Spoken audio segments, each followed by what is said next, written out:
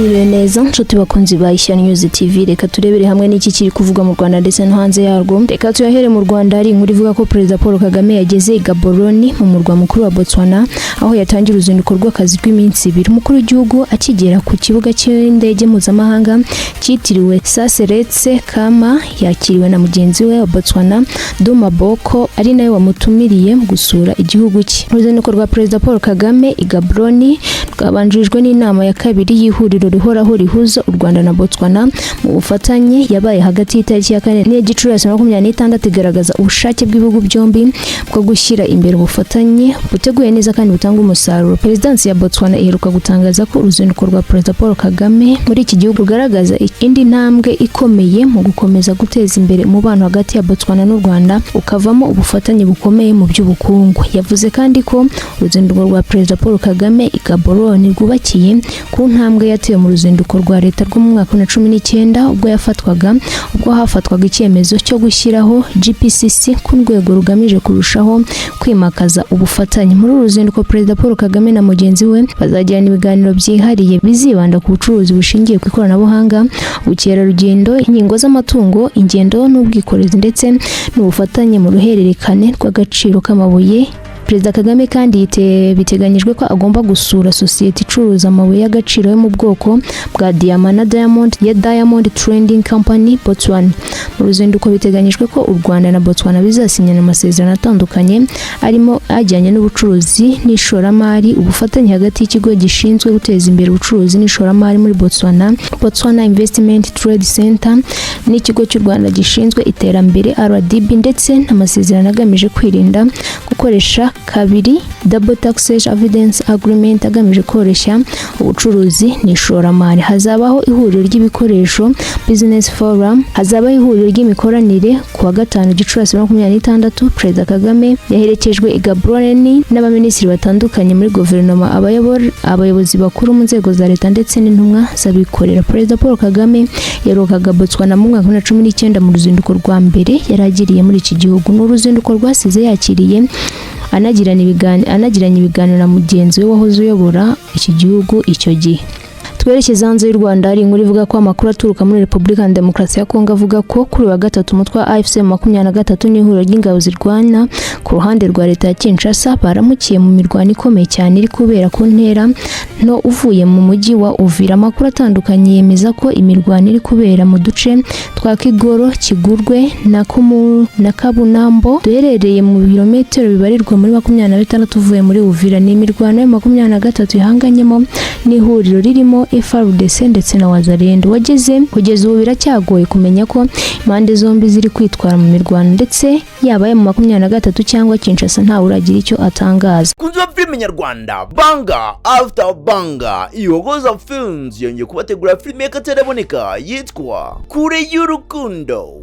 Kate ni umukobwa mwiza ubana na mama we ndetse ufite boyfriend w'ibogare witwa James. Gusa mama ntabwo ashyigikira urukundo rwabo kuko arashaka umusore witwa Charles. Bitabaye ibyo ngo ariyahura. Kumbwiye ko nkunda koko, niba utambeshya mwana wanjye niwanga kubana na Charles kujya kubana na James nzahita niyahura. Kate bimugoye cyane afashe umwanzuro wo gutandukana na James aho kugira ngo abure mama we yemeye guhara urukundo rw'ubuzima bwe. James umbabarire cyane, byose nabikoze ku bwa mama niwe yamujyana uriya muhungu, sinari ngamije kukwanga, urabizi ko nagukunda cyane, ni birebire cyane, akunda gusabye wiyakira ureke nawe kuguma wiyabuza inzoga. Nyuma yuko Kate ashakanye na Charles, mu rugo bikomeje kugorana. None se ndajya kuryama neza nabikontoreye ngo ndebe bimeze neza, none nkusuze muri salon mba nawe nkoze ibintu bizimara. Hako ubundi urabyishe ntabwo ndi kwa mutirwe nkakugezayo. Ndabyibushye aho nawe uranunguye. Burya mama Kate aryamana n'umugabo wa Kate ari we Charles. Ese niye mpamvu abikora?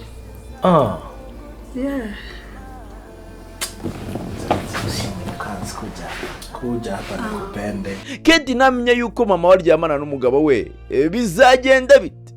ese mama Kate we ni iyihe mpamvu aryamana n'umugabo w'umwana we?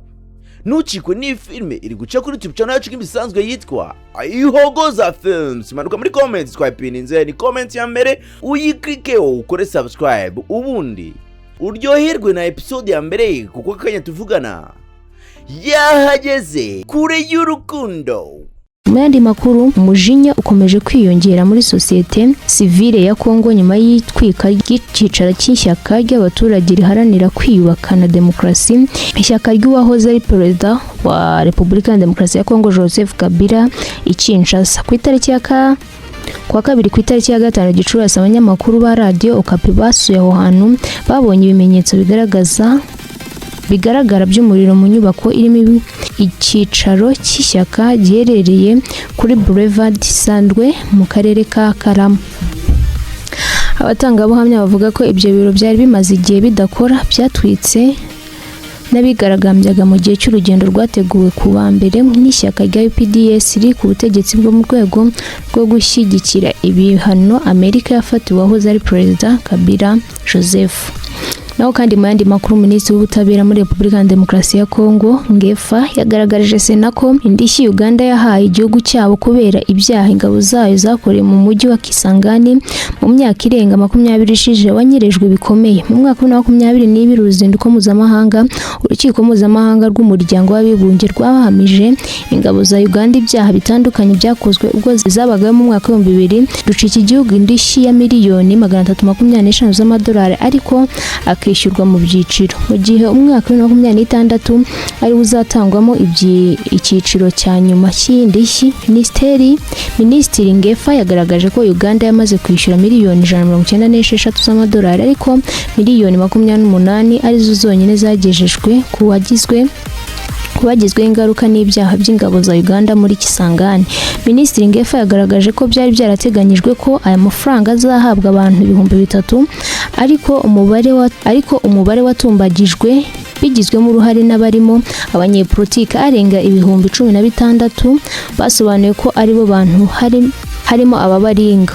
Ubwo yagaragaza ko hari umuriganya wabaye muri ayo mafaranga, Constantin Mutamba wahoze ari Minisitiri w'Ubutabera yakozweho iperereza bigaragaza ko yanyereje miliyoni 29 z'amadolari muri Nzeri 2025, asabwa kuyasubiza leta kandi akamara imyaka 3 akora imirimo ifitiye igihugu akamaro. Muri Gashyantare 2026, Bernard Lisenja wahoze ari perezida w'ikigega Frivayo gishinzwe kwakira indishyi itangwa na Uganda nawe yarahagaritswe kugira ngo akorweho iperereza. Reka dukomereze ku nkuru ivuga ko ingabo za Sudani zashinjije Ethiopia na Leta Zunze Ubumwe za Amerika kugira uruhare mu gitero cy'indege zitagira abapilote ku kibuga cy'indege cya Khartoum, kikaba ari kimwe mu bitero byahungabanyije umutuzo wari umaze amezi mu murwa mukuru mu ntambara hagati y'abaturage imaze imyaka 3. Kuwa kabiri ushize Minisiteri y'Ububanyi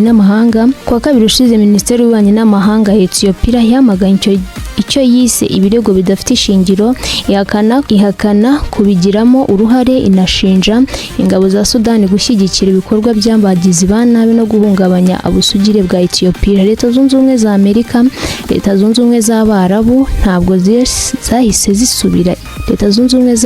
ntabwo zahise zisubiza icyifuzo cy'ibiro ntaramakuru cy'Abongereza Reuters cyo gutanga ibisobanuro ku birego byatanzwe ku wa mbere. Reuters yavuga ko itashoboye kugenzura mu bwisanzure. Sudani yakunze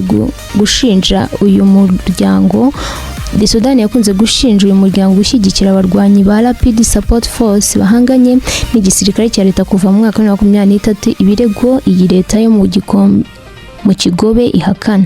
Sudani kandi yashinjije Ethiopia kuba yaremeye ko indege zitagira abadereve zihagurukira mu butaka bwayo. Muri Gashyantare, leta yatangaje ko Ethiopia yafunguye inkambi iterezwamo ibihumbi by'abarwanyi ba RSF kandi ko yavuguruye ikibuga cy'indege cya Asoso kiri hafi aho kugira ngo gikoreshwe mu kohereza drone. aha naho Ethiopia ntiyigeze isubiza icyifuzo cyo gutanga ibisobanuro kuri ibyo birego byose iregwa. Reka twerekeze mu gihugu cya Uganda, ari inkuru ivuga ko umugore w'imyaka 46 muri Uganda, Juliet uko niko yitwa, yafunzwe nyuma yo guhatiriza umwana w'imyaka 8 abereye mukase ku miri inshinge 46 zifashishwa mu kudoda. Uyu mugore yafunzwe ku ya mbere Gicurasi 2026 nyuma yuko ibitaro bibonye inshinge mu nda z'uyu mwana. Mbere yo kujyanwa ku bitaro, uyu mwana yamaze igihe ataka mu nda. Nyirasenge witwa Brugi Inis niwe wafashe icyemezo cyo kumujyana abaganga kugira ngo bamusuzume. Nyuma yo kumucisha mu cyuma birimo X-ray na CT scanner bikabona izo nshinge, bahise bimwohereza mu bitaro bikuru bya Mbarara. Abaganga bo mu bitaro bikuru bya Mbarara nibo babaze uyu mwana bamukuramo inshinge 46. Bivuga ko uriya mukase yahaye uwo mwana izo nshinge mu gihe cy'ibyumweru 2 aho yazizingiraga mu mpapuro, akamutegeka kuzirya, akamuha n'igikoma cyo kuzimanuza. Se w'uwo mwana Simoni yabwiye polisi ko icyo umugore yapfaga n'uwo mwana ari uko uwo mwana yavuganaga na nyina ku mukase atabishaka. Uwo mugore ubu afungiye kuri sitasiyo ya polisi ya Mitoma mbere yuko agezwa mu rukiko. Reka twerekeze ku nkuru kandi ivuga ko kuri uyu wa kabiri abayobozi ba Chad bavuze ko abarwanyi ba Boko Haram bishe byibuze abashinzwe umutekano 23 mu gitero cyagabwe ku kigo cya gisirikare. Igitero cyagabwe mu ijoro ryo kuwa mbere kibasiye ikigo cya gisirikare ku nkombe z'ikiyaga cya Chad gihuriraho ibihugu bya Chad, Niger na Nigeria ndetse na Cameroon. Abandi basirikare benshi bo mu gisirikare cya Chad bakomerekeje muri icyo gitero cyaje gusubizwa inyuma nk'uko inkuru dukesha ibitangazamakuru byo muri Chad kibitangaza. Perezida wa Chad Mohamed Idrissa Deby ku rubuga rwe rwa Facebook kuri wa kabiri yanditseho agira ati, nanone kandi umutwe w'iterabwoba wa Boko Haram wagabye igitero cy'ubugwari mu ijoro ryakeye mu kigo cyacu cya Barika Tolom. Perezida Deby yongeyeho ko azakomeza urugamba biyemeje kugeza igihe iterabwoba rirangiriye. Reka dukomereze ku nkuru ivuga ko Perezida wa Leta Zunze Ubumwe za Amerika Donald Trump ku wa kabiri nimugoroba yatangaje ko igikorwa cya gisirikare cyo kuyobora amato yaheze mu kikombe cya Barabu akanyura mu muhora wa Hormuz kizaba gihagaritswe by'igihe gito, ibintu Iran ifata nk'insinzi. Perezida wa Amerika Donald Trump yavuze ko icyo gikorwa cya gisirikare cyiswe Project Freedom cyatangiye ku wa mbere gihagarikwa ku bw'amasezerano y'impande zombi kuko intambwe ikomeye cyane yatewe yerekeza kugira ngo amasezerano Amerika na Iran bayagirane. Ku rundi ruhande ariko nk'uko tubikesha BBC, ibinyamakuru bya leta ya Iran byasobanuye ibyo nk'insinzi, bivuga ko guhagarika icyo gikorwa bigaragaza ko Trump yasubiye nyuma yo gukomeza kunanirwa kongera ingufu uwo muhora w'ingenzi cyane mu bucuruzi mpuzamahanga banyura mu mazi magari. Reka dukomeze ku nkuru ivuga ko Leta Zunze Ubumwe za Amerika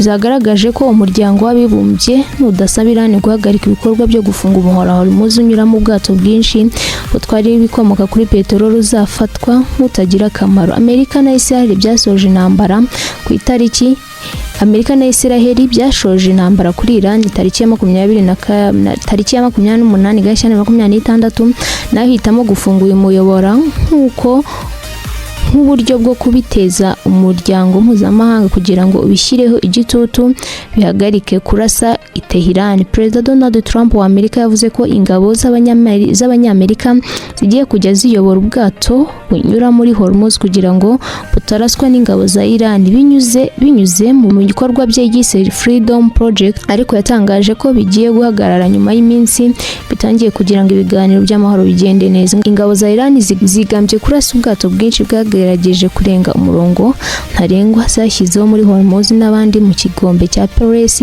ziburira abanyamerika ko nibagerageza kuvogera igice ziri kugenzura ko nabo bazaraswa. Minisitiri w'ububanyi n'amahanga wa Amerika Marco Rubio yatangaje ko Loni ikwiye gusaba Iran kureka kurasatwa ubwato bwikoreye ibikomoka kuri peteroli n'ubundi bw'ubucuruzi, gutegura ibisasu ingabo zayo zateze mu mazi kandi ntizitambike ibikorwa by'ubutabazi. Rubio yagize ati, turasaba Loni guhamagarira Iran guhagarika guturitsa ubwato, gutegura ibisasu no kwerekana ko habaho ibikorwa by'ubutabazi. Niba umuryango mpuzamahanga udashobora gukora ibi gukemura iki kibazo nta guca ku ruhande, ubwo sinzi icyo Loni yabimaze. Kuva muri Mata 2026 Amerika na Iran biri mu biganiro by'amahoro biyobowe na Pakistan nyuma yo kwemeranya ku gahenge. Trump yatangaje ko hamaze guterwa intambwe ikomeye mu biganiro bigamije ku masezerano y'amahoro. Munyemere dusoreze ku nkuru ivuga ko igisirikare cyo mu mazi cy'umutwe wa Iran cyitwa Islamic Revolution Guard Corps cyatangaje ko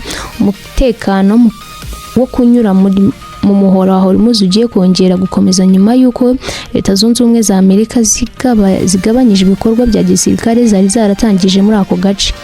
Ibi byatangajwe nyuma y'uko Perezida wa Amerika Donald Trump atangaje ko yahagaritse by'agateganyo igikorwa cyiswe Project Freedom cyari kigamije gufasha amato yari yaraheze muri uwo muhora kunyuraho. Iran yavuze ko yashyizeho amabwiriza mashya agenga uko amato azajya anyura muri Hormuz ndetse